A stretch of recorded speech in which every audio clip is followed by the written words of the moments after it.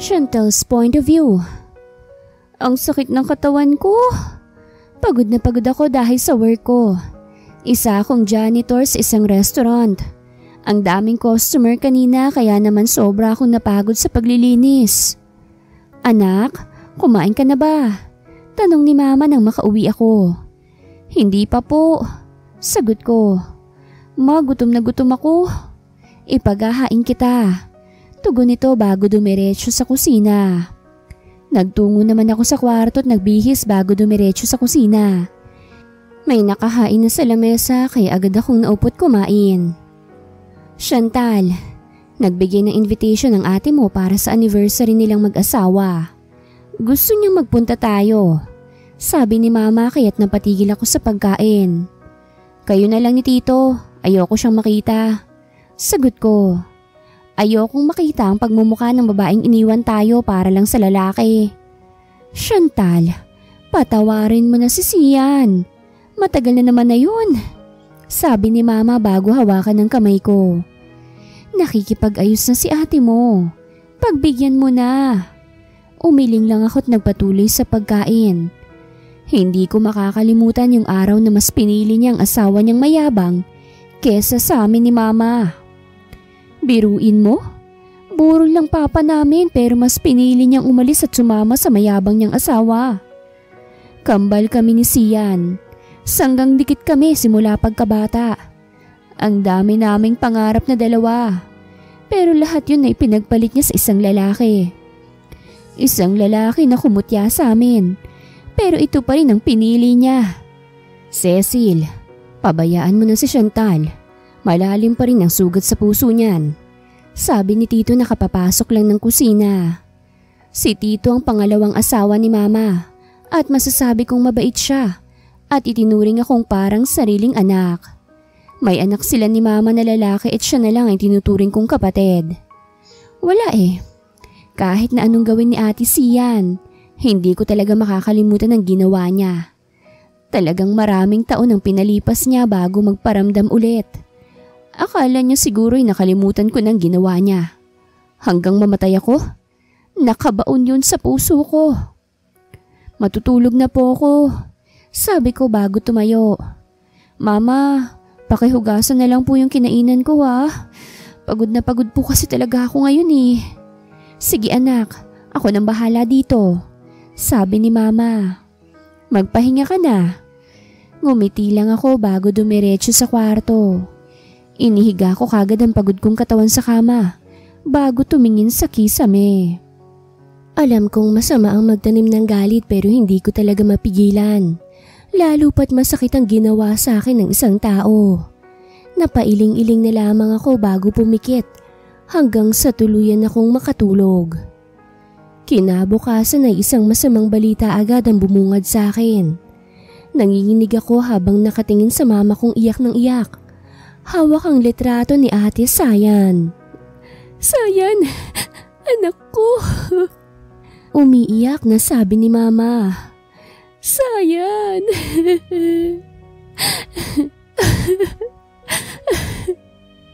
Patay na si Ate Sayan. Ayon sa dyaryo, natagpuan tong nakabigti sa kwarto nito. Sa tingin niyo ba Mama gagawin to ni ate ha? Galit kong sabi bago punitin ang dyaryo. Hindi siya magpapakamatay, lalo pat may okasyon siyang pinaghahandaan. Chantal, si ate mo. Nangihinang niyakap ako ni Mama. Anak, hindi ko na makikita si ate mo. Anong gagawin ko, Chantal? Anong gagawin ko? Hindi ko na rin maiwasang maluha. Magkikita pa kami ni ate. Magkikita pa dapat kami. Hindi ko pa nga siya napapatawad eh. Nawala naman siyang bigla. Nagtatampo pa ako eh. Nagtatampo pa ako tapos biglang ganito. Hindi ko rin to kaya. Sorry. Sorry ate. Umiiyak kong sabi. Sorry ate. Iyak lang ang iyak si mama hanggang sa makatulog to. Binuhat naman to ni tito at dinala sa kanyang kwarto. Ate Sian, bulong ko, bago damputin ng newspaper kung nasaan ang litrato niya at ng kanyang asawa. Aalamin kong totoo. Alam kong hindi ka lang basta namatay. Napakuyom ako ng kamao bago ko gigil na lamukusin ang litrato ng asawa ni ate. Sigurado akong may kinalaman siya sa lahat. Alam kong nagtatago sa mala-inosente nitong mukhang isang demonyo. Hindi pa ako nakikita ng asawa ni Ate Sian. Siguradong wala itong ideya na may kakambal si Ate Sian. Sisimulan kong paghihiganti ko gamit ang katauhan ng kanyang asawa. Nung araw na yun ay lumuwas ako pa Maynila. Iniba ko ang itsura ko. Naglagay ako ng nunal sa iba't ibang parte ng mukha ko. At pinaitim ang itsura ko. Ginupitan ko ng maiksi ang buhok ko dahil maiksi ang buhok ni Ate Sian. Sino ho sila? Tanong ng isang matandang babae nang mabuksan niya ang gate ng bahay ng asawa ni Ate Sian. Bagong katulong po. Sagot ko at bahagyang ngumiti. Ipinadala ho ako ng kaibigan ni Ma'am Sian. Ikaw pala yun? Sabi nito. Sumunod ka sa akin, iha. Nauna itong pumasok kaya't sumunod ako. Inilibot kong paningin ko habang naglalakad kaming papasok. Sinisigurado kong mapag-aralan kong buong lugar ng bahay. Nang makapasok sa loob ay napakuyom na lamang ako ng kamao habang nakatingin sa asawa ng ate ko. Tila wala lang dito na namatay ang ate ko. Sir, andito na po ang bagong katulong. Sabi ng matandang babaeng sinusundan ko. Lumingon sa akin si Vasco. Tiningnan ako nito mula ulo hanggang paa. Ano pangalan mo? Chantal. Sagot ko't bahagyang ngumiti. Kahit pag gustong gusto ko siyang questionin. Napatangu-tangu na lang ako bago lumingon sa matandang babae. Ngayon ang cremate ni Sian, ikaw na munang bahala rito. Dinampot nito ang susi sa sofa bago dire-diretsyong umalis. Nag-igting na lamang ako ng panga habang nakatingin sa papalayong figura ni Vasco. Chantal, ikaw ang in charge sa paglilinis sa mga kwarto. Nabalik ako sa ulirat ng magsalita ang matandang babae. Ako nga pala si Manang Luring at ang mayordoma ng mansyon nito. Ako ang magtatalaga sa inyo ng mga gawain nyo. Tumango lamang ako.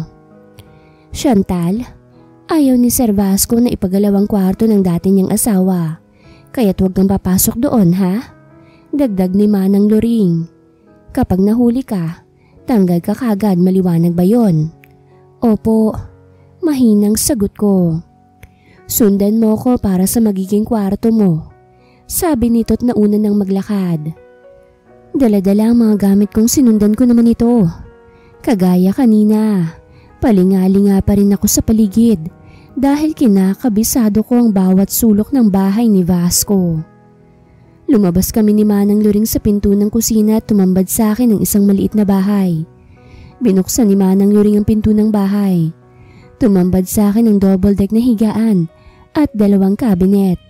May isa pang pinto na sa palagay ko'y CR.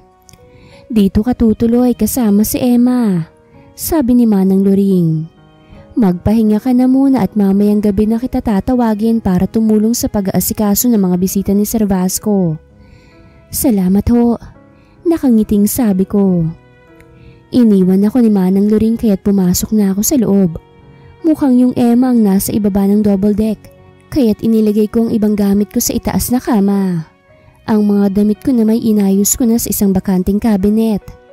Nang matapos ako'y umakyat ako sa kama at naupo ron. Nararamdaman kong may nangyayaring hindi maganda sa bahay na ito at aalamin ko yon. Aalamin ko kung anong totoong nangyari sa Ate Sian ko. Lumipas sa mga oras hanggang sa maggabi na. Tinawag ako ni Manang Luring kaya't agad kong inayos ang sarili ko bago lumabas at sumunod sa kanya. Ano hong meron? Tanong ko kay Manang. Nandito ang mga kaibigan ni Sir Vasco. Ipagluluksa nilang pagkamatay ni Ma'am Sian. Sagot ni Manang Luring. Kumilos ka na at huwag ka nang magtanong. Tumango lamang ako at tumulong sa kusina. Ipinadala sa akin ng pagkain para sa mga bisita kaya dinala ko sa sala. Doon kasi kakain ng mga ito. Grabe, hindi ko talaga expected ang nangyari kay Ate Sian. Sabi ng isang morenong lalaki. Nakakabiglang pangyayari. Mag-anniversary pa naman kayo. Hindi ko nga rin alam na ganun ang gagawin niya. Sabi naman ni Vasco. Nagulat na lang ako. Nakabigti na siya sa kwarto niya. Kaya pala tumawag sa akin si Sian na umiiyak. Sabi ng isang babaeng maiksi ang buhok. Kaya't napatingin ako sa kanya. Tinatanong ko kung ano bang problema. Hindi naman sumagot kasi namatay na ang tawag. Napatingin ako kay Vasco at parang nakahinga ng maluwag ang itsura nito. Sinasabi ko na nga ba't may tinatago siya. Ikuha mo kami ng yelo. Utos ni Vasco. Tumango lang ako at sinunod siya. Naglakad akong pabalik ng kusina at kumuha ng yelo. Hello, bago ka rito? Napaangat ako ng tingin sa nagsalita. Bumungad sa akin ng maputing lalaki na kulay brown ng buhok. Ngayon lang kasi kita nakita. Bago lang ako. Sagot ko. Anong pangalan mo? Tanong nito. Ako nga pala si Levi. Pwede bang makahingi ng kiss? Tumaas ang isang kilay ko dahil sa sinabi nito. Aambahan ko sana siya ng sapo kaso kailangan ko palang mag-ingat. Sir? Takang tanong ko. Natawa ito. Kako, pwede ba akong makahingi ng kiss? Natatawang sabi nito. Hindi ko na ito pinansin at nilampasan na lang. Bumalik ako kay Vasco at ibinigay ang yelo. Siguraduhin mong nailigpit mo na ang lahat. Dinig kong bulong ni Vasco sa isang lalaking malaki ang katawan. Malilintikan ka sa akin kapag may natira pang ebidensya. Huwag ka mag-alala, Vasco. Kapag bayad ako, malinis akong magtrabaho. Sabi ng lalaki. Dumako ang tingin sa akin ni Vasco, kaya agad kong iniwas ang tingin ko sa kanya. Nagpatuloy ang inuman nila hanggang sa magsiuwian ng mga bisita ni Vasco. Nagligpit kami, samantalang si Vasco ay dumiretso sa kwarto niya. Lasing na lasing ang itsura nito at tila wala sa sarili.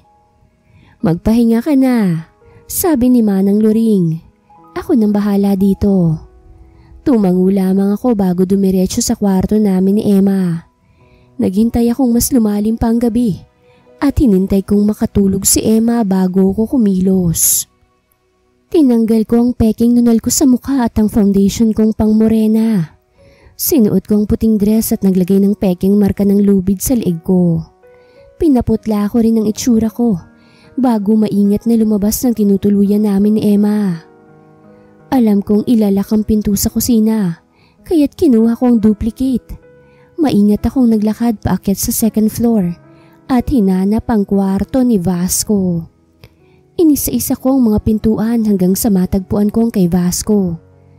Nakita kong lalaking nakahiga, kaya dahan-dahan akong naglakad palapit sa kinahihigaan niya at sinakal siya. Napamulat si Vasco at kitang-kita ko ang takot sa kanyang mukha. Si Ian! Nahihirapang saad nito at pilit hinahampas ang kamay ko. Si Ian! Bakit mo ko pinatay? Tanong ko, kahit hindi naman ako sigurado kung pinatay niya nga ba talaga si Ate Sian. Manahimik ka na! Malakas ang boses na sabi nito. Manahimik ka na! Tinanggal nito ang pagkakahawak ko sa leeg niya at tumakbo sa isang gilid. Napahawak ito sa ulo niya at naghabol ng hininga. Mawala ka na! Mawala ka na! Sigaw nito. Mawala ka na! Nakarinig ako ng yabag paakyat kaya't mabilis akong lumabas ng kwarto ni Vasco at nagtago sa isa sa mga silid.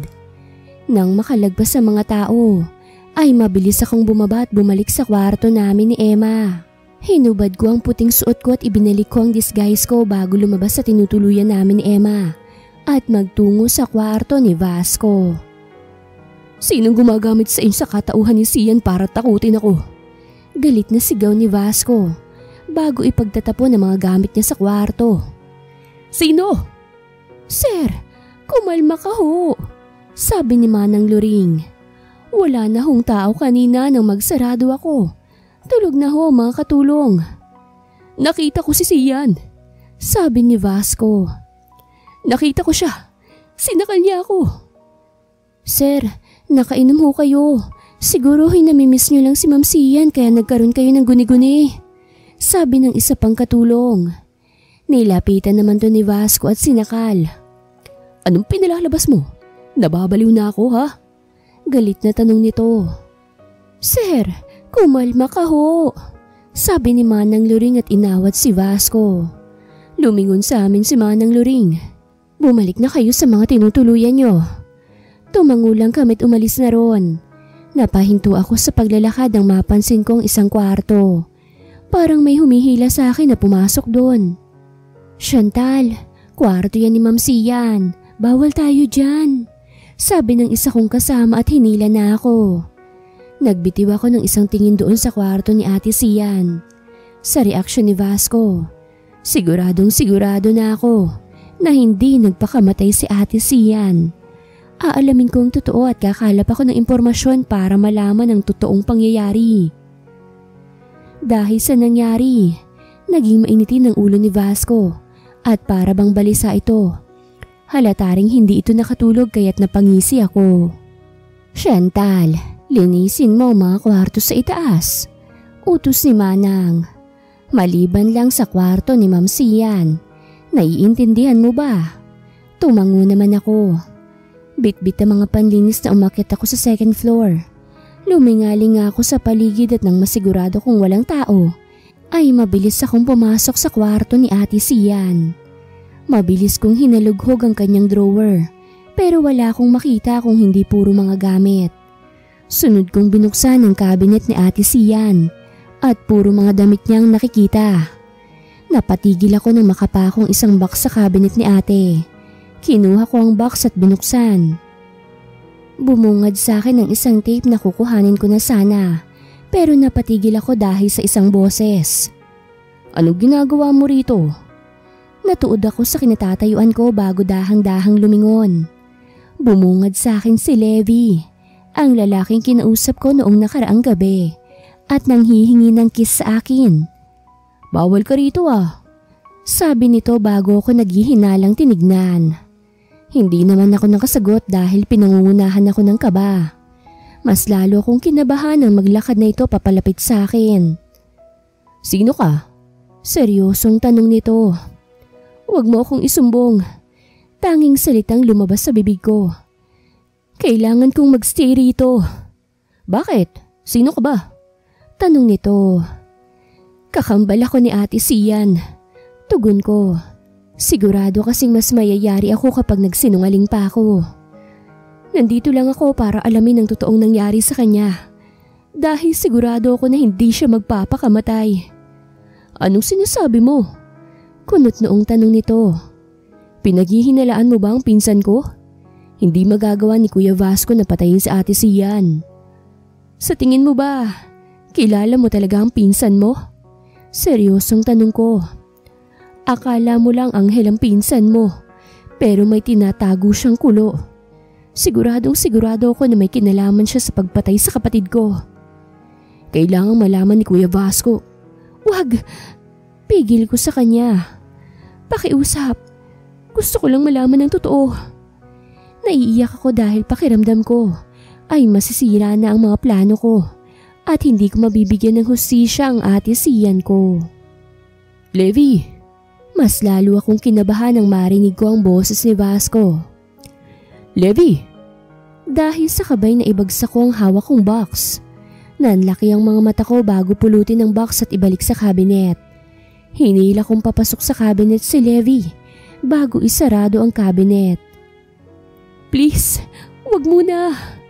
Naiiyak kong sabi bago hawakan ng kamay niya. Napahinga ito ng malalim. Kiss mo muna ako, sabi nito. Pakiramdam ko, gusto ko siyang bigla nilang sampalin. Seryoso ako tapos ihirit siya ng ganun. Sira ulo ka ba? Mahinang singhal ko sa kanya. O di sige, sasabihin ko na lang kay Kuya Vasco ang lahat, sabi nito. Narinig kong pagbukas ng pinto ng kwarto. Inis ko namang hinawakan sa kwelyo si Levi at hinalikan sa labi. Saglit lang ang plano ko pero ang loko. Kinabig ang bato ko at pinalalim pang halikan naming dalawa. Wala naman akong nagawa kung hindi sundin siya dahil nasa loob pa rin ng kwarto si Vasco. Humanda ka sa akin. Gigil na bulong ko kay Levi nang humiwalay siya sa halik. Habol hininga ako dahil hinigop niya yata lahat ng hangin sa akin. Nakangisin naman ng siraulo at dinilaan pa ang kanyang labi. Narinig ko ang pagsara ng pinto ng kwarto kaya't bahagya akong sumilip. Wala na si Vasco sa loob kaya't mabilis akong lumabas ng kabinet. Hinataw ko agad ang walis tambo kay Levi. Hindi naman tumakadaing ng malakas kaya tumawa na lang. Basta, kada hingi ko ng kiss bibigyan mo ko Nakangising sabi nito. Sige na, lumabas ka na't baka mahuli ka pa. Kapag natapos to, ikaw ang susunod kong ipakukulong. Banta ko sa kanya. Kumindat ang walang hiya. Sarap ng labi mo. Nakangising sabi pa nito. Nag-iigting ang pangang lumabas ako sa kwarto na yon. Dumiretso agad ako sa isang kwarto at nagsimulang maglinis. Habang naglilinis, ay kumikirot ang labi ko kaya tumingin ako sa salamin. Namumulayan at may maliit na sugat. Lalo naman akong nanggigil. Gusto ko nalang saksakin si Levi para wala na akong problema. Kung hindi lang para kay ate, hindi ko gagawin ang bagay na ito. Inabot ako ng tanghali sa paglilinis ng mga kwarto sa second floor dahil sa dami ng mga silid. Pero worth it naman dahil may nakita akong isang dokumento sa kwarto ni Vasco. Itinago ko agad yun sa suot ko para hindi makita. Yung tape recorder. Bulong ko nang maalala kong hindi ko pala nakuha yun. Itinabi ko ang panlinis ko bago umakyat ulit sa second floor.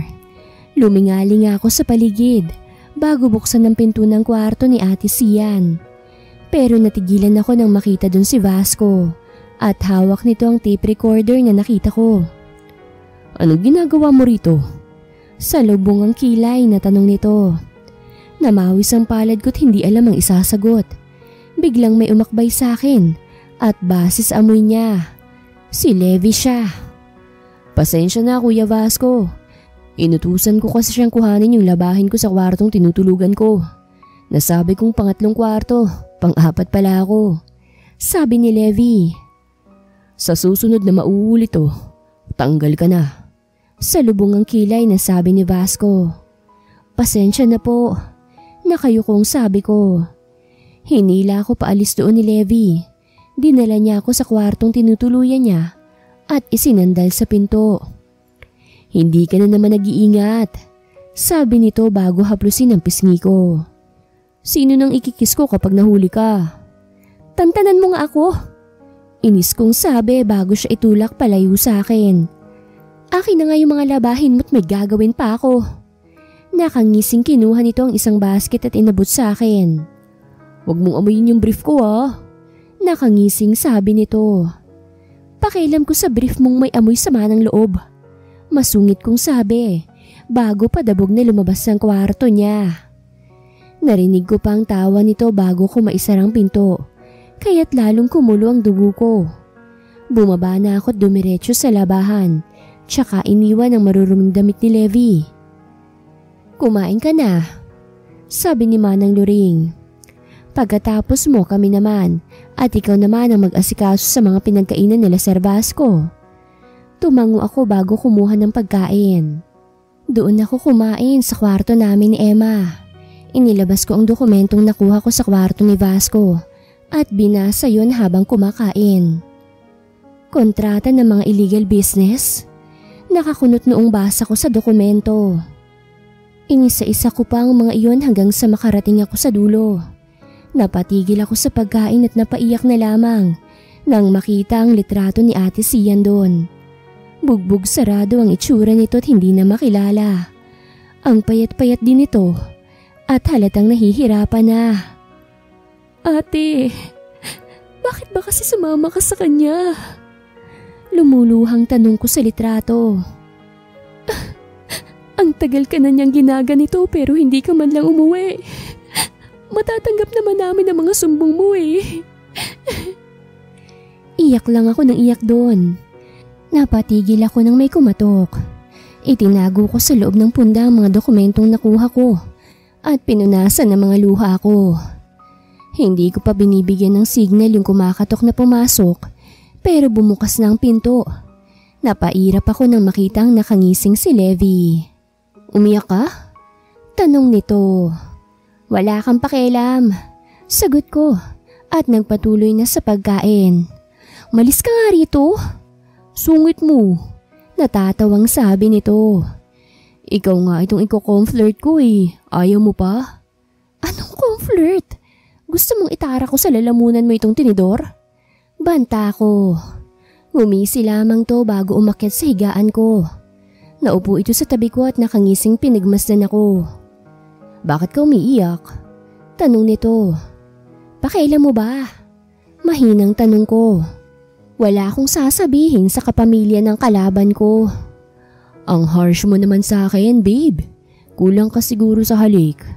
Nakangising sabi nito. Gusto mo ba ulit ng kiss? Ang lakas ng trip mo, no? Inis kong sabi. Nagdadrugs ka ba? Hindi, pero adik na ako sa mga halik mo. Sabi nito't napalip-bite pa. Hindi ko siya pinansin at nagpatuloy na lang sa pagkain. Pero seryoso ah, sorry kanina. Sabi nito. Ang cute kasi ng lips mo kaya bet ko ng kiss mo. Iba ang kiss sa laplap. Sabi ko bago siya irapan. Dapat si Manang Luring ang kinis mo. Cute din naman ang lips niya, di ba? Napangiwi ito. Ayoko, baka mahigop ko yung pustiso niya. Hindi ko maiwasang matawa dahil sa sinabi nito. Kahit gustong-gusto ko siyang saksakin, medyo gumaan naman ang pakiramdam ko. Ayan, tumatawa ka na. Nakangiting sabi ni Levi. Dahil sa ngiti mo, nakita kong pagiging magkamukha niyo ni Ate Sian. Kambal nga kayo, may disguise ka lang. Malungkot akong napangiti. Ilang taon na rin nung huli kong makita si Ate Sian. Hindi pa magandang last nakita namin dahil galit na galit ako sa kanya. Iniwan niya kasi kami. Pinagpalit niya kami kay Vasco. Ang masakit pa, umalis siya ng burol ng papa namin. Nagsisisigaw nga si Vasco mula sa sasakyan niya eh. At pinagmumura pa si Mama. Pero mas pinili niya pa rin si Vasco. Mapait kong kwento. Ilang taon bago nagparamdam si Ate Sian. Tuwing madadalaw siya sa bahay, umaalis ako para hindi magtagpo ang landas naming dalawa. Hinihintay kong suyuin niya ako pero hindi niya ginawa. Kaya't mas lalo akong nagalit sa kanya. Tumulo ang mga luha ko. Hindi ko naman alam na ganito palang sasapitin ni Ate Sian. Hindi man lang kami nagkaayos bago siya namatay. Sana pala hindi ko nalang tinaasan ng pride ko. Huwag ka nang umiyak, sabi ni Levi. Nagulat nga rin ako sa nangyari eh. Dahil excited pa siya sa anniversary nilang mag-asawa. Dahil pupuntang araw ang pamilya niya. Chantal, medyo 50-50 pa akong maniwala sa iyo ah. Dahil para na kaming magkapatid ni Kuya Vasco eh. Mabait siya kahit magagalitin. Naiintindihan ko, Levi. Sabi ko bago punasan ng luha ko. Pero ipapakita ko ang tunay na baho niyang si Vasco. Pagbabayaran niyang lahat kung may kinalaman siya sa pagkamatay ng kakambal ko. Seryoso na ang lahat pero bigla na lamang umutot si Levi. Ayun ang tunay na baho, sabi nito. Napahawak naman ako sa ilong ko at mabilis na bumaba sa higaan ko. Lumabas ako ng silid na yon at masuka-suka. Ang baho? Parang ang tagal niyang kinimkim yun ah. Ikaw nang mag-asikaso kay Sir Vasco, sabi ni Manang Luring. Tumango lang ako at dumiretso na sa dining. May kasabay na kumain si Sir Vasco. Isang maganda at sexing babae. I'm sorry for your loss, Vasco, sabi ng magandang babae bago hawakan ng kamay ni Vasco. Thank you, Catherine, tugon ni Vasco at maliit na ngumiti. Chantal, pakilinis tong table, sabi ni Vasco bago tumayo. Catherine, let's go. We're going to talk about something. Naunang naglakad si Vasco at sumunod naman yung Catherine. Iniligpit ko ang mga pinagkainan ng dalawa bago sila sundan. Nakadoble ang puting dress sa suot kong pang-maid, kaya't hindi ako mahihirapan. Hinubad ko ang suot kong pang-maid at inilagay sa kwarto ni Levi. Tinanggal ko ang foundation ko sa mukha bago maglakad patungo sa kwarto ni Vasco. Napakuyom ako ng kamao nang makitang naghahalikan sila ng Catherine. Dahan-dahan kong binuksan ang pinto at tumayo doon. Nabitawan ni Vasco ang babaeng hawak niya nang makita ko. Parang baliw tong nagsisigaw. "Tigilan mo na ako!" Sigaw ni Vasco. "Umalis ka ng babae ka!" Nang hindi nakatingin si Vasco ay mabilis akong pumasok sa kwarto ni Levi. Nando doon naman ang binata na gulat sa akin. "Si Chantal ako." Mabilis kong sabi dahil alam kong sisigaw siya sa takot. Kinuha ko ang pang-maid kong suot at mabilis na sinuot. Ang foundation ko namang dalay kinuha ko sa bulsa ko at mabilis na pinahid sa mukha ko. Wala yung fake kong nunal kaya't kinuha ko ang isang ballpen at nagdrawing na lang ng nunal sa mukha ko. "Magkakampi tayo huwag mo akong takutin," sabi nito. Natawa ako. "Puntahan mong pinsan mo at mukhang mababaliw na." Nakangising sabi ko bago lumabas ng kwarto niya. Napangisi na lamang ako habang naririnig ang sigaw ni Vasco. Sa susunod, paaaminin ko na siya sa totoong nangyari sa kapatid ko. Hindi lang dito natatapos ang paghihiganti ko sa kanya. Levi's point of view. Nakakuyom lamang ang kamao ko habang nakatingin sa video na pinanonood ko. Hindi ako makapaniwala sa nakikita ko. At hindi ako makapaniwala na ganito nga talaga ang kasamaan ng pinsan kong iniidolo ko pa naman. Nang makaalis si Chantal sa kwarto ni Ate Sian, kinuha ko yung tape recorder na nakita niya at pinalitan ko ng panibagong tape recorder na porn ng laman. Bigla kasi akong na-curious sa tape recorder kaya't kinuha ko. Hindi ko naman napanood agad dahil sa daming nangyari kaya ngayon ko na lang pinanood. Iba't ibang klaseng video ang laman nun. May mga illegal business transaction, may mga sex video ni Kuya Vasco at ng iba't ibang babae. Pero ang tumatak sa akin at nakapagpagalit sa akin ay ang video kung saan paulit-ulit niyang binubugbog si Ate Sian. Ang sakit sa puso ng mga sigaw at pagmamakaawa nito.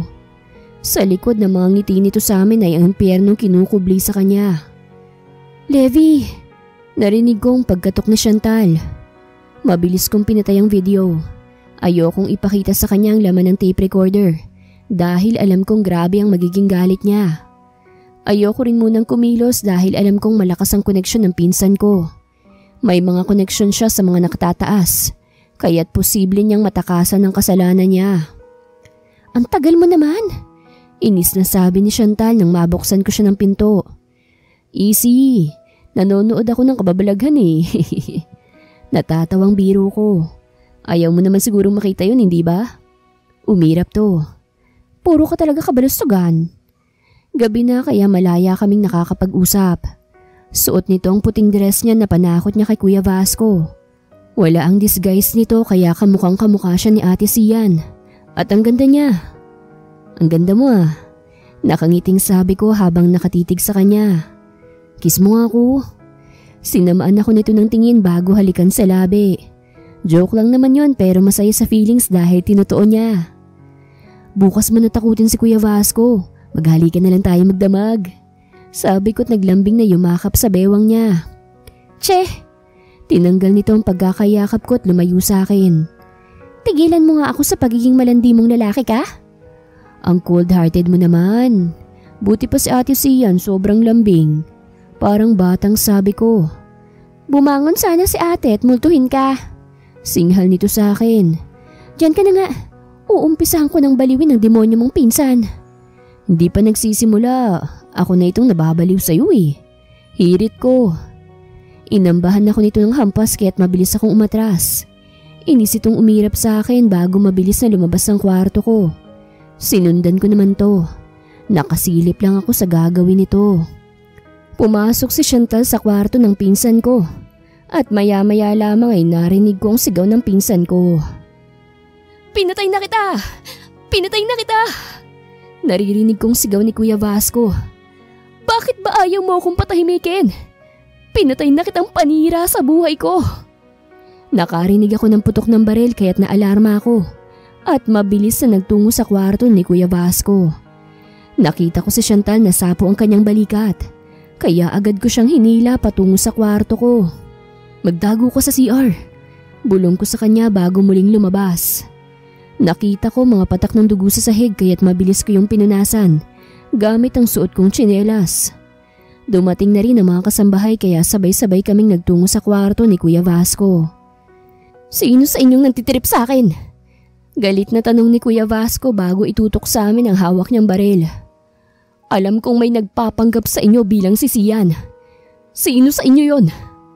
Kuya Vasco, kumalma ka. Mahinahong sabi ko. Kagagaling ko lang sa ibaba. Wala namang ibang maid na umakyat ah. So ano? May numulto ako ni Sian? Ganun ba? Nagpaputok to sa isang gilid bago naupo at napahawak sa kanyang ulo. Naghihiganti sa akin si Sian. Gusto niya akong patayin. Bakit naman maghihiganti sa'yo si Ate Sian? May ginawa ka ba sa kanya? Seryoso kong tanong. Sa bibig na niya mismo lumalabas sa mga totoong nangyari. Kahit naman magsinungaling siya, alam ko na rin ang totoo dahil sa mga video na napanood ko. Sir Levi, ako na munang bahala kay Sir Vasco. Sabi ni Manang Loring, bumalik na muna kayong lahat sa mga kwarto nyo. Tumango ang mga maid at mabilis na umalis. Isang tingin munang iniwan ko kay Kuya Vasco na nakaupo lang bago bumalik sa kwarto ko. Dumiretso ako sa banyo at nakita kong namumutlang si Chantal. Makulit ka kasi, sabi ko bago siya lapitan. Kung naglaplapan na lang tayo, di sana hindi ka nabaril. Sira ulo. Nangihinang hinampas ako nito. Napatingin ako sa sugat niya. Daplis lang naman pero delikado pa rin. Binuhat ko siya at inupo sa kama ko.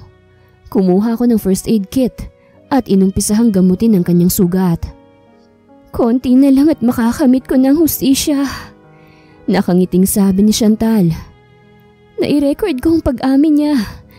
Konti pang push at siguradong mapapanagot ko na siya. Chantal, handa kitang tulungan. Seryosong sabi ko. Tutulungan kita para na rin kay Ate Sian. Salamat, nakangiting sabi nito. Nang matapos kong gamutin si Chantal ay mabilis tong nakatulog. Kinuha ko ang recorder niya at pinalit yun sa recorder ko na puro ungol ang maririnig. Mas mabuti nang safe ang mga ebidensya niya. Good night babe, sabi ko bago siya halikan sa noo. Kinabukasan, wala na si Chantal sa tabi ko. Masakit ang pisngi ko kaya sure akong kinurot niya ako. Bumangon ako at naghilamos bago ako bumaba. Natigilan ako sa nadatnan ko. Nakahilera lahat ng babaeng nagtatrabaho kay Kuya Vasco. Mas lalo akong natigilan dahil nandito ang mama nila Ate Sian at may kasama itong lalaking may edad. Levi! Nakangiting sabi ni Kuya Vasco bago ako lapitan. Nandito ang parents ng Ate Sian mo. Inimbita ko sila para makita nila ang abo ng asawa ko. Ngumiti ako para hindi mahalata ni Kuya Vasco na naghihinala ako na may masama siyang plano. Hello po. Nakangiting bati ko bago nagmano sa 2 taong nasa harapan ko. Masaya akong makilala ka, Levi. Sabi ng ina ni Ate Sian. Palaging nababanggit ni Sian ang pangalan mo sa tuwing bumibisita siya sa amin. Nakakahiya naman po. Nahihiyang sabi ko. Maupo na ho tayo, sabi ni Kuya Vasco. Pasimple kong tinignan si Chantal at kita ko sa mga mata nito ang galit. Nang lumingon to sa akin ay pasimple ko siyang initian para ipahiwatig na magiging maayos din ang lahat. Ito na ba ang kapatid ng asawa ko? Tukoy ni Kuya Vasco sa isang batang lalaki na nasa edad 10. Oo, bunsong anak ko sa pangalawang asawa ko. Sagot ng ina nila Ate Sian. Akala ko ho, babae ang bunsong kapatid ni Sian. Babae kasi ang naikwento niya. Sabi ni Kuya Vasco. Alam ko na kung anong gusto niyang palabasin. Oo, may isang kapatid si Sian. Sagot ng ina nila Sian. Kambal sila ni Sian. Wala siya ngayon dahil nasa trabaho siya. Dito na nga rin nagtatrabaho sa Maynila ang kakambal ni Sian. Huwag kang matakot kung bigla mo na lamang siyang makita. Nakita kong isang nakakakilabot sa mukha ni Kuya Vasco. Kaya pasimple akong napakuyom ng kamao ko. Hindi nabanggit ni Sia na may kakambal pala siya, sabi ni Kuya Vasco. Saglit pang nag-usap ang mga ito bago nagpaalam na ang mga magulang ni Ate Sian. Pinasamahan ni Kuya Vasco ang mga ito sa driver niya para puntahan kung saan nakalagay ang abo ni Ate Sian. Hinarap ni Kuya Vasco ang mga katulong niya at isa-isang tinignan. Natigilan ako nang madiin itong hawakan ng braso ni Chantal kung saan may sugat siya. "You're the new maid, right? Let's have a talk privately," nakangiting sabi ni Kuya Vasco. Pero may diin. Binalingan ito ng tingin ng iba pang maids. "Bumalik na kayo sa mga trabaho nyo." Agad nagsialisa ng mga ito. Kinaladkad naman ni Kuya Vasco si Chantal patungo sa basement, kaya agad ko silang sinundan ng palihim. "Chantal Martinez," dinig kong sabi ni Kuya Vasco. "The twin sister of my beloved wife." Kinuha ko ang cellphone ko at akmang tatawag ng pulis, pero bigla na lamang may tumamang matigas na bagay sa ulo ko. Nakaramdam ako ng hilo. Kasabay noon ay ang pagbagsak ko sa lapag. Chantal's point of view. Nakakaramdam ako ngayon ng takot pero kailangan kong maging matapang para sa ate ko't kila mama. "Chantal Martinez," nakangising sabi ni Vasco at diniinan palalo ang hawak sa braso kong may sugat, dahilan para dumugo yun. "The twin sister of my beloved wife." Magsasalita pa sana ako pero sabay kaming natigilan ng lumitaw si Manang. Hila-hila ang walang malay na si Levi. "What the heck, Mom?" Gulat na tanong ni Vasco kay Manang Loring. "Pero teka, Mom, mag-ina sila?" "Matagal nang naghihinalay ang pinsan mo. Hindi ka kasi nag-iingat." Inis na sabi ni Manang Loring. "Tatawag na sana ng pulis kaya't pinatahimik kong saglit." "Levi!" Pagtawag ko sa pangalan ng lalaking walang malay. "Levi!" May dugo ito sa ulo kaya alam kong grabe talaga ang tama nito. Mas lalo pa yatang magiging siraulong lalaking to. "Bumalik tayo sa'yo." Nilingon ako ni Vasco. "Ang lakas ng loob mong pumasok dito at takutin ako ah." Madiin itong hinawakan ng pangako. Kung hindi pa sinabi ng nanay kong nakita ka niya, magmumukha na akong baliw. "Dapat lang sa'yo yun dahil pinatay mong ate ko." Singhal ko sa kanya bagong umisi. "May hawak na akong ebidensya, Vasco. Sisiguraduhin kong mabubulok ka sa kulungan." "Eto bang ebidensya?" Natigilan ako nang makitang hawak ni Manang Loring ang recorder ko. Pinindot niya ang button ng recorder at natigilan kami pare-pareho dahil ungol ng babae at lalaki ang naririnig namin. Nagtaka naman ako dahil wala naman akong nirecord na ganoong bagay. "Ano ito?" Galit na tanong ni Manang Loring bago ko lapitan at sampalin. Ngumisi lang ako. Mas mabuti na rin na hindi nila nakuha ang totoong recorder. "Mom, don't hurt her too much. Maglalaro pa kami." Nakangising sabi ni Vasco at hinila ko paupo sa isang upuan. Binuksan nito ang TV na nasa harapan ko bago siya pumwesto sa likuran ko. Hinawakan itong balikat ko at ang pisngi ko. "Panuorin mo kung papaano kong pahirapan ng kapatid mo." Nakangising sabi nito. Pinlay nito ang isang video sa TV. Halos mapamura ako nang bumungad sa akin ng isang porn video. Ano bang nangyayari dito? Parang niloloko nila akong mag-ina. Nakakainis sila. "What the heck is this?" Galit na tanong ni Vasco bago madiing hilahin ang buhok ko. "Anong ginawa mo sa mga ebidensya?" Ngumisi ako sa kanya. "Masyado ka namang bastos, Vasco. Puro malalaswang videong ibinibigay mong welcome sa kakambal ng asawa mong pinatay mo." Nagigting ang panga nito bago ako malakas na sampalin. Bumagsak ako sa sahig at nakaramdam ng hilo. May nalasahan din akong dugo mula sa gilid ng labi ko. "Papatayin kita!" Galit na sabi ni Vasco bago dumagan sa akin at sakalin ako. "Papatayin kita!" Napahawak naman ako sa kamay nitong nakasakal sa akin dahil hindi na ako makahinga. Nagdidilim na rin ang paningin ko. Buong akala ko'y katapusan ko na pero bigla na lang tumalsik si Vasco. Ayos ka lang ba? Napatingin ako kay Levi na parang lasing. Napaubo-ubo ako at naghahabol ng hininga bago tumango. Nangihina akong napatayo at naglakad palapit kay Vasco na dumudugo ang ulo. Leche ka! Sigaw ko bago tapakan na parang bubblegum ang nasa pagitan ng hita niya. Umalingaw-ngaw ang sigaw ni Vasco sa buong silid. Hindi pa ako nakontento dahil sinipa ko pa siya sa tiyan.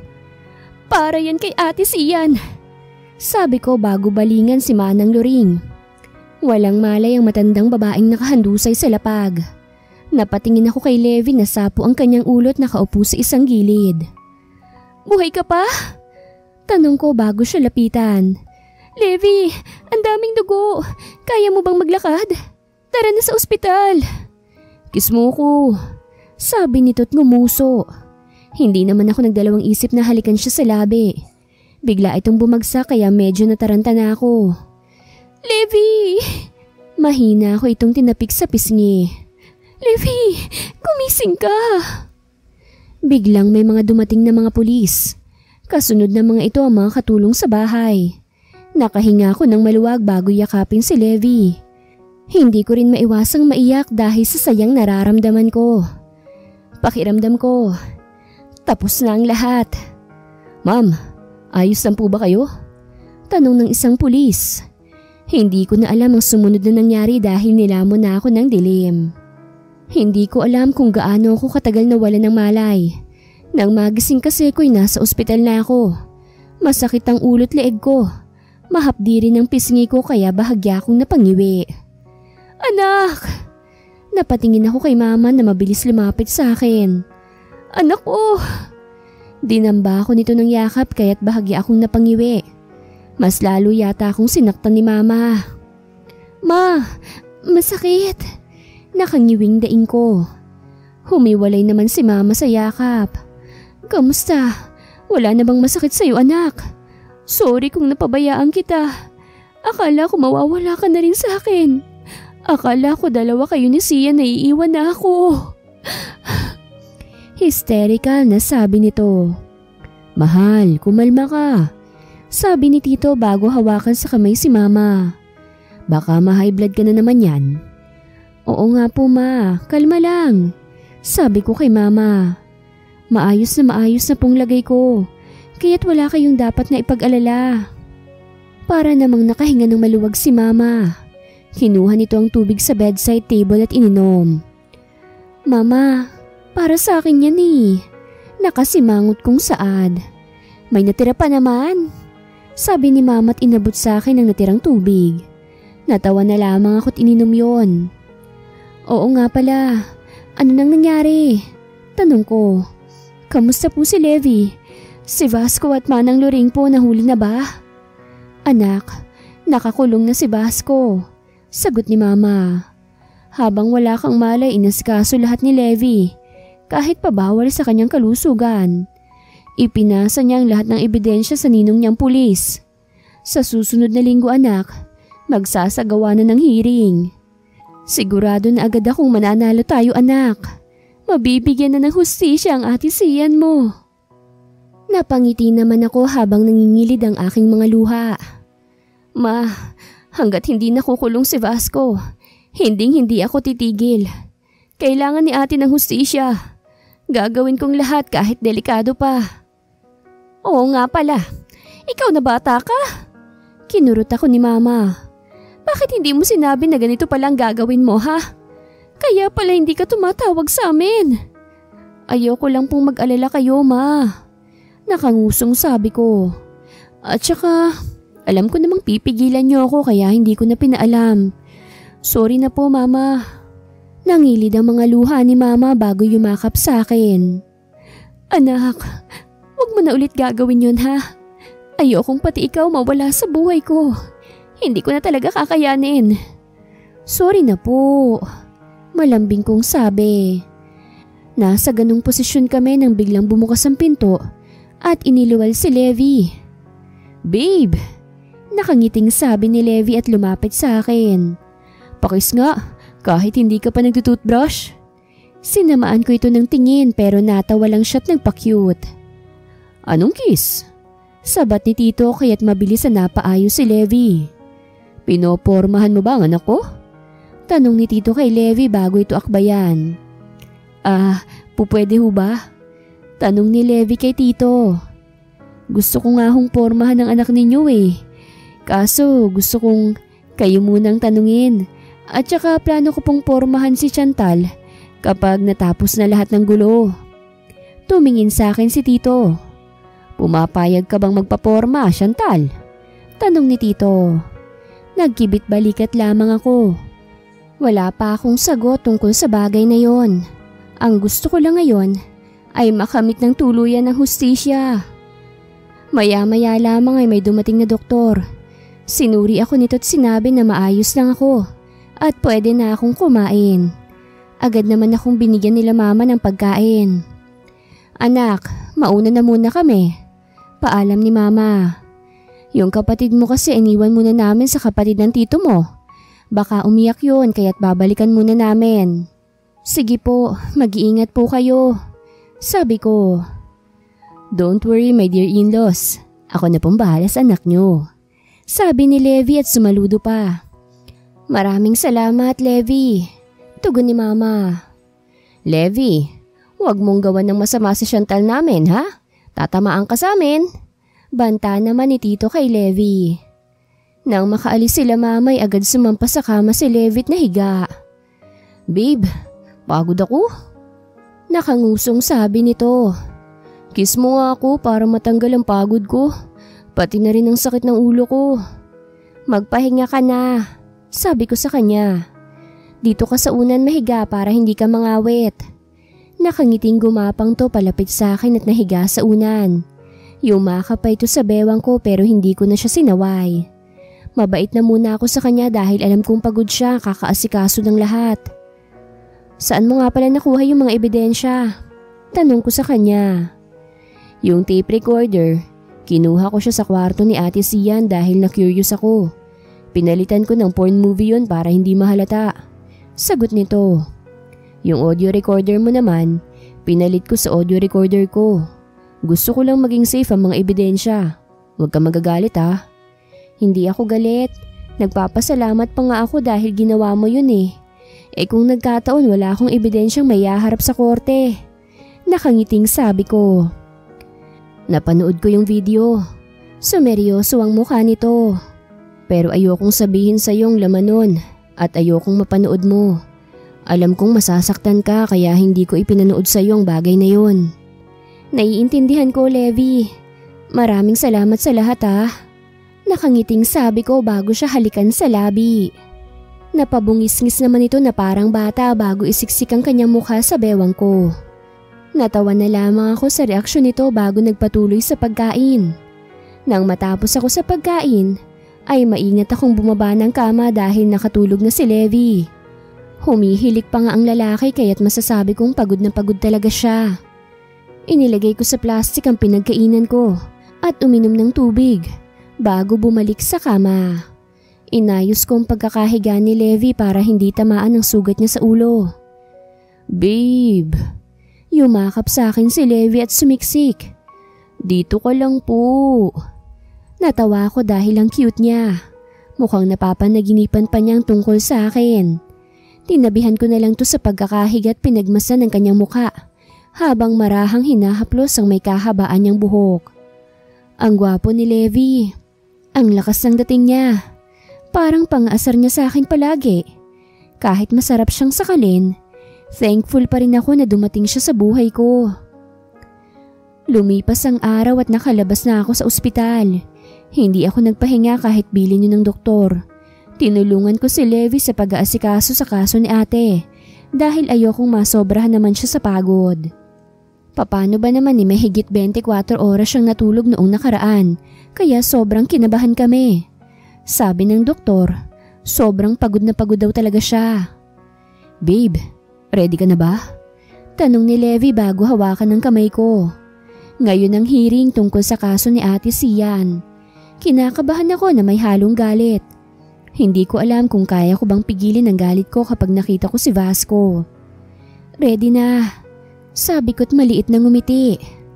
Pumasok kami sa loob at agad kumulo ang dugo ko nang makita ang nakangising si Vasco. Katabi ang nanay niyang may saltik din. Kalmahan mo lang sabi ni Levi nang makaupo na kami. Hinawakan nitong kamay ko kaya medyo kumalma ako. Nagsimula ang hearing at hindi ko mapigilang magalit dahil sa pagsisinungaling ng mga testigo ni Vasco. Ilang beses na rin akong nasita ng judge. Palalabasin na rin ako kapag nagwala pa ako, kaya't pinakalma na ako ni Levi. Ilang beses ko nang nasaksihan na sinaktan ni Sir Vasco si Ma'am Sian, sabi ni Emma, na testigo namin. Hindi ko naman humagawang mangialam dahil may hawak na baril si Sir Vasco. Nagsusumbong naman po ako kay Manang Luring pero lagi niyang sinasabi na wag na lang akong makialam kung ayaw kong madamay. Ayoko naman pong matanggal sa trabaho dahil may mga anak ako. Totoo pong ninakawan ni Ma'am Sian si Sir Vasco, sabi pa ng isang testigo namin. Pero ginawa ho yun ni Ma'am Sian para may makain siya. Minsan lang pakainin ni Sir Vasco si Ma'am Sian. Madalas din ho nitong ikulong si Ma'am Sian sa basement. Madalas din hong nag-uuwi ng iba't ibang babae si Sir sa bahay nila. Maniniwala ba kayo sa mga mahihirap na yan kaysa sa akin? Sabi ni Vasco. Ako ang biktima rito. Tinuro kami ni Vasco. Biniktima ako ng asawa ko para sa pera. Para may maibigay siya sa pamilya niya. Huwag kang sinungaling, Vasco. Singhal ko sa kanya. Sa ugali ka nalang babawi, hindi mo pa magawa-gawa. Napahinto kami ni Vasco sa pagbabangayan nang sawayan kami ng judge. Narito pa ho ang ebidensyang ilalatag namin, sabi ng attorney namin bago i-play ang audio recorder. Dinig na dinig doon ang pag-amin ni Vasco na pinatay niya si Ate Sian. Nasabi ko lang yun dahil tinakot ako ng babaeng yan. Galit na sabi ni Vasco bago ako duruin. Huwag mong dinuduro ang babe ko sabi ni Levi at dinuro ang pinsan niya. Iniidolo pa naman kita noon pero basura pala yung ugali mo. Wala kang utang na loob. Pagkatapos kitang tulungan sa lahat. Sumbat ni Vasco kay Levi. O bakit? Tinulungan din naman kita kaya patas lang tayo. Sagot ni Levi. Kalma. Bulong ko kay Levi. Order in the court. Nagpukpok ang judge na lalaki. Tumahimik kayong dalawa. Dinuduro niya ang babe ko Parang batang sabi ni Levi at nakangusong sumandal sa upuan niya. Hindi ito pinansin ng judge at pinatuloy lang sa attorney ang iba pang ebidensya. Nang lumitaw ang video kung saan nakikita kung paanong bubugin ni Vasco si Ate Sian at kung papaano itong magmakaawa ay hindi na mapigilan ni Mamang mapaiyak. Pati si CJ ay napaiyak na lang. Si ate ko. Umiiyak kong sabi bago yumakap kay Levi. Kawawa yung ate ko. Mabait si ate. Tapos ginanon niya lang. Dapat pala hindi na ako nagalit sa sinundo na lang si Ate Sian. Papaano mong nagawa sa anak ko yon? Galit na sigaw ni Mama habang umiiyak. Vasco! Mas pinili ka niya kaysa sa amin. Tapos ganun lang ang gagawin mo sa kanya.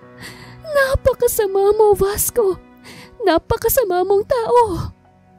Sinubukan ni Mama na sugurin si Vasco kaya mabilis itong inawat ni Tito. Makukuha natin ang katarungan.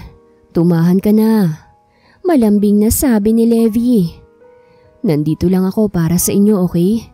Kahit na anong mangyari, hindi ko kayo iiwan. Tumango lang ako bago mas sumiksik sa kanya.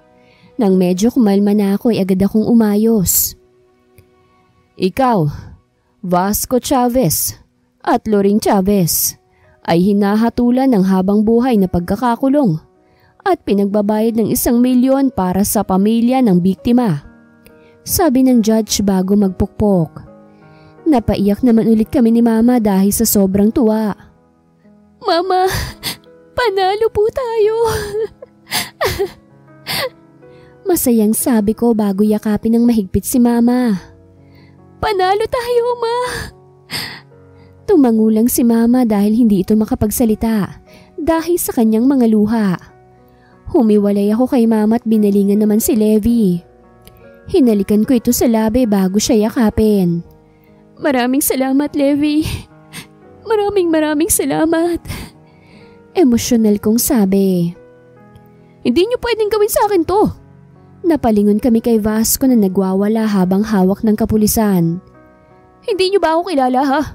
Kayang-kaya kong kayong pabagsaking lahat. Bitawan niyo ako! Sigaw naman ni Manang Loring. Enjoy sa kulungan! Nakangising sabi ko sa dalawa. Enjoy niyo ang pakikipagbanding doon ha, mag-inang kriminal. Sinubukan akong hablutin ni Vasco pero agad na humarang si Levi. Ingat kayo doon. Pangaasar ni Levi sa mga ito. Hindi na nakapalagang dalawa nang kaladkarin sila ng mga pulis. Masaya ako para sa'yo, babe. Nakangiting sabi ni Levi. So, pwede na ba akong dumiskarte? Natawa naman ako. Pumayag na sila, mama. Mukhang wala namang masama kung pumayag din ako, hindi ba? Nakangiting sabi ko. Napasigaw na lang to kaya't napagalitan siya ng tao sa loob. Natawa naman ako bago lapitan na lang sila mama at yakapin. Sa wakas, may hustisya na rin ang ate Sian ko. Levi's point of view. Pasipol-sipol ako habang papasok sa isang flower shop. Papunta ako ngayon sa sementeryo para dalawin ang puso kong patay na patay kay Chantal. Biro lang. Pupunta akong sementeryo dahil nandoon ang pamilya ni Chantal. Birthday kasi ni Chantal at ate Sian niya at doon ginanap. Napagdesisyon na nila Chantal na ipalibing ang abo ni ate Sian. Sa probinsya nila ipinilibing kaya't nandito ako sa probinsya nila. Matagal na rin akong nandito para umakyat ng ligaw kay Chantal. May bahay kami rito kaya't hindi na ako nahirapan sa tutuluyan. Handa na po ba yung in-order kong flowers? Tanong ko sa tindera. Nag-order ako ng 3 set ng bouquet flowers. 2 pink roses bouquet at 1 red roses bouquet. Yung red ay para kay ate Sian. Yung 2 pink ay para kay tita at Chantal. Ready na po, sir. Sabi ng tinderang babae. Ikaw na nga lang pong hinihintay nila eh. Yun. Kumuha ako ng pera at iniabot sa tindera. Keep the change dahil good work ka. Kumindat ako bago kuhanin yung 3 bouquet ng flowers. Lumabas ako ng shop at maingat na inilagay sa backseat ng kotse yung bouquet. Sumakay ako sa driver's seat at pinaandar yon patungong sementeryo. Super excited na akong makitang maganda kong babae. 1.5 oras ang binyahe ko dahil medyo traffic. Nang makarating doon, ay pinark ko muna ang kotse ko sa isang gilid bago bumaba. Dalang 3 bouquet ng flowers. Kuya Levi! Tumakbo palapit sa akin si CJ nang makita ko. Wow! Super pogi naman talaga na Kuya Levi ko. Natawa ko. Hayaan mo. Aambunan kita ng walang hanggang kagwapuhan ko. Tugon ko bago siya kindatan. Nang makalapit kila Chantal ay agad kong inabot ang 1 bouquet kay tita. Flowers for you, my beautiful mother-in-law. Nakangiting sabi ko. Sobrang sweet naman ng son-in-law ko. Tugon ni tita. Thank you, Levi. Ngumiti lang ako bago balingan ang minamahal kong birthday girl. Happy birthday, babe. Nakangiting sabi ko bago iabot sa kanya ang bouquet. Thank you, Levi. Nakangiting tugon niya. Napabungis-ngis naman ako bago siya kindatan. Sunod kong binalingan ang lapidan ni ate Sian. Inilapag ko ang bouquet sa ibabaw ng libingan nito. Happy birthday, ate Sian. Nakangiting sabi ko. Ako nang bahala sa kapatid mo. Alam ko naman na iyon din ang birthday wish mo. Multuhin ka pa ni ate. Sabi ni Chantal. Kumain ka na. Huwag mo nang utuin pa yan si ate. Nakangiting lumapit naman ako sa kanya't naupo sa upuang nasa tabi niya. Nagsandok naman si Chantal ng pagkain ko at inilapag yun sa harapan ko. Super perfect talagang maging housewife nitong babe ko. Sabi ko habang may malawak na ngiti. Masyado ka nang sumosobra sa sweetness. Sabi ni Tito. Pati asawa ko naaagaw mo na sa akin. Tito, huwag ka pong magselos. Nagpapalakas lang naman ako kay tita. Sabi ko sa kanya. Hayaan mo Tito. Tuturuan kita ng mga the moves ko para mas lalong ma-inlove sa'yo si tita. Ako rin po Kuya Levi. Sabat ni CJ. Bawal pa CJ. Malilintikan tayo sa ate mo. Sagot ko. Huwag ka mag-alala. Kapag pwede na. Sagot kita. Huwag nang puro daldal, kumain ka na. Sabi ni Chantal bago isalpak sa bibig ko ang kutsarang may pagkain. Ninuya ko na lang yun kahit muntik na akong mabulunan. Naupo si Chantal sa tabi ko at nakikain sa pagkain ko. Sa araw-araw na ginawa ng Diyos, wala akong magawa kung hindi mahulog palagi kay Chantal. Araw-araw, mas gumaganda siya sa paningin ko. Mas lalo ko siyang minamahal araw-araw. Tito, tita, pwede bang mahiram ko si Chantal mamayang gabi? Paalam ko. May munting regalo lamang ako kay babe Chantal ko. Ayos lang naman, sabi ni tita. Deserve rin naman ng anak namin na mag-enjoy kasamang lalaking mukhang mahal na niya. Kinikilig na napatingin ako kay Chantal pero nagkibit balikat lamang ito. Ayos lang din naman sa akin, sabi ni tito. Pero huwag mong gagapangin si Chantal. Tatamaan ka sa akin. Natatawang tumango lamang ako. Nagstay pa kami sa puntod ni Ate Sian. Nang magbandang hapon ay napagdesisyonan na naming umuwi. Inihatid namin ni Chantal sila tita sa bahay. Mag-iingat kayo ha? Sabi ni tita. Tumango lamang kami ni Chantal bago ako nag-drive paalis. May hinanda akong dinner date para kay Chantal. Simple pero memorable. Saglit lamang ang binyahe namin ni Chantal bago kami makarating sa kondo na inupahan ko. Mahilig kasi si Chantal sa magagandang tanawin, kaya't naisip kong dinner sa balcony. Ang ganda rito, nakangiting sabi ni Chantal nang makapasok kami sa kondo.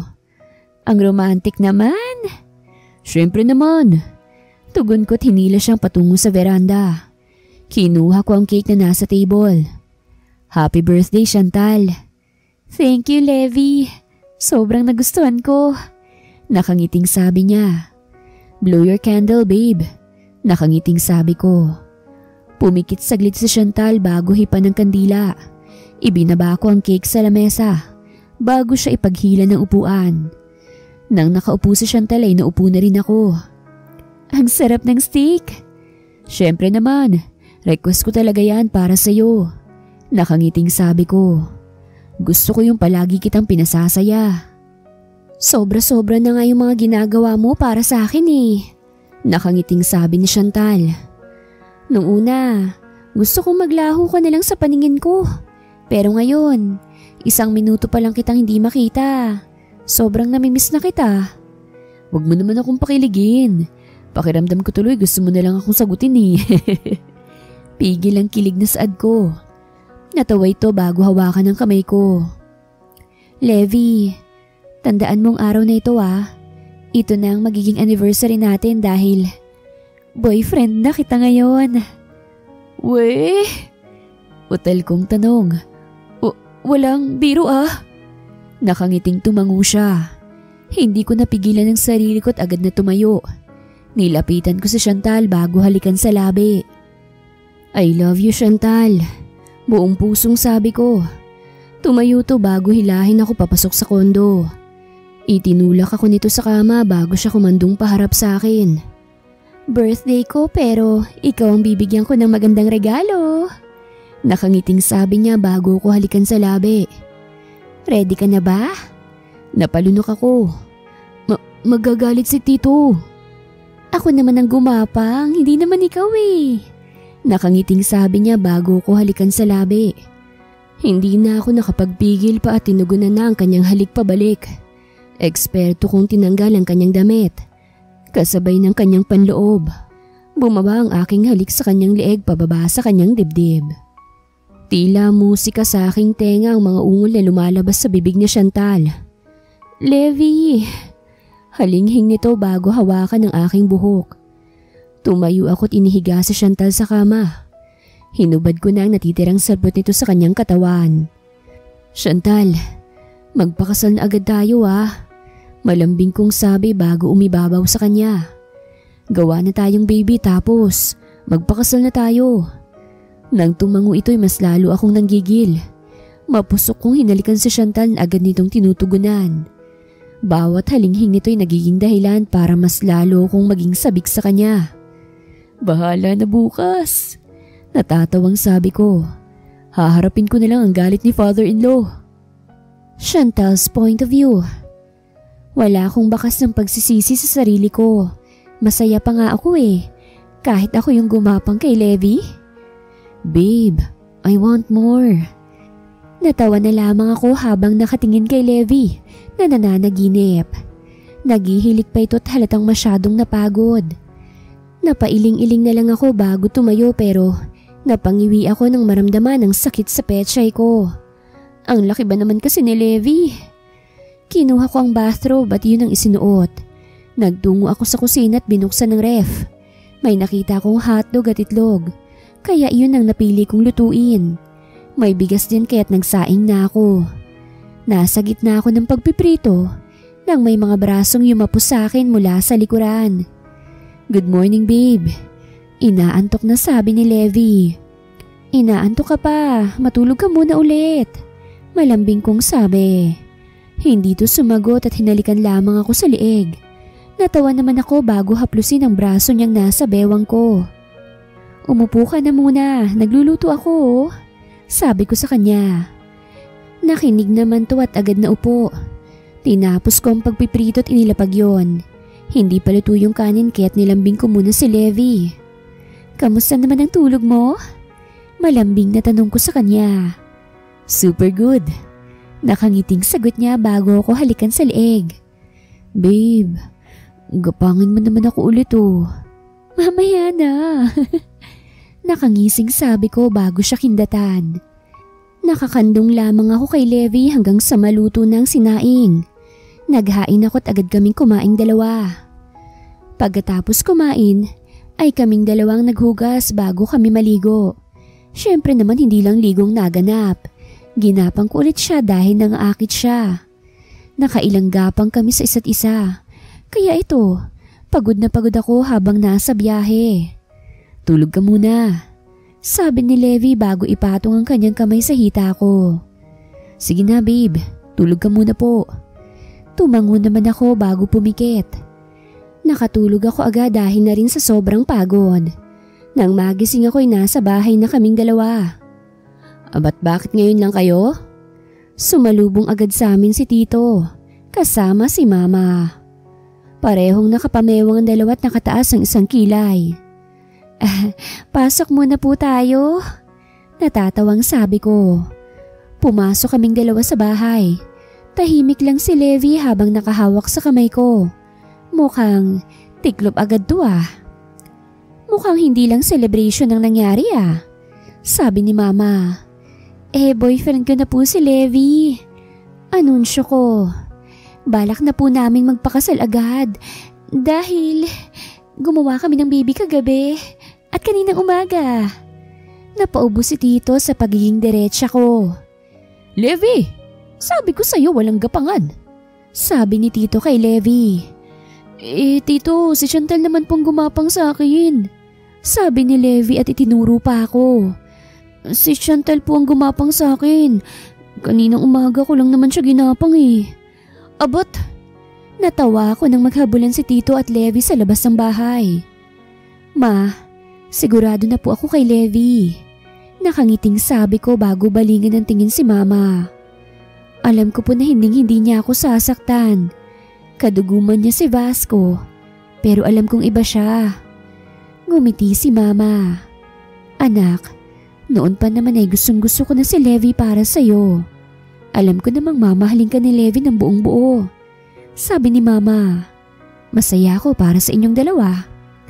I-expect mo naman na magkakaapo ka na Nakangising sabi ko. Masyado kasing ginalingan ng manugang mo. No ka ba? Huwag mong iparinig sa tito mo yan at baka masakal niyan si Levi. Natatawang sabi ni Mama. Ilang sandali lang ay bumalik na si Tito at Levi na parehong pagod. Pero mukhang magkasundo na silang dalawa. Tito, mukhang hihikain pa itong si Levi Natatawang sabi ko bago yumakap sa bewang ni Levi. Nagkausap na kami niyan. Kapag may ginawa yung hindi maganda, hindi na siya makakalapit pa sa'yo. Sabi ni Tito. Kaya Chantal, huwag kang mag-aatubiling magsumbong sa akin Tito, si Levi pang dapat na matakot sa akin. Sabi ko. Mas mabuting sa kanya po kayo mag-alala. Tama po yun. Sang-ayon ni Levi. Panigurado ho kasing hindi magandang naging simula ng pagkikita namin ni Levi. Pero masaya naman ang pagtatapos. Ang daming nangyari sa buhay ko. Pero nandyan si Levi para sa amin. Kahit kinalaban niya ang kanyang kapamilya, pinanindigan niya pa rin kami para lang matulungan. Masaya ako sa kung ano man ang meron ako sa buhay ngayon. At wala na akong mahihiling pa bukod pa sa mas lalo pa kaming maging payapa. Napangiti ako bago mapatingin sa litrato namin ni Ate Sian. Sana, kung nasan man si Ate Sian, ay palagi niya kaming gagabayan. Palagi siyang nasa puso't isipan naming dalawa, kahit na ano pa man ang mangyari. Huwag ka nang mag-alala, ate. Nasa tamang tao na ako ngayon. Nakangiting sabi ko, bago tumingin sa labas kung nasaan si Levi. Nasa tamang lalaki na ako. Na alam ko nga alagaan ako. Tumayo ako at lumabas ng bahay. Nilapitan ko si Levi at hinalikan sa labi bago yakapin ng mahigpit. Ako na yata ang pinakamasayang babae sa ngayon. Wakas.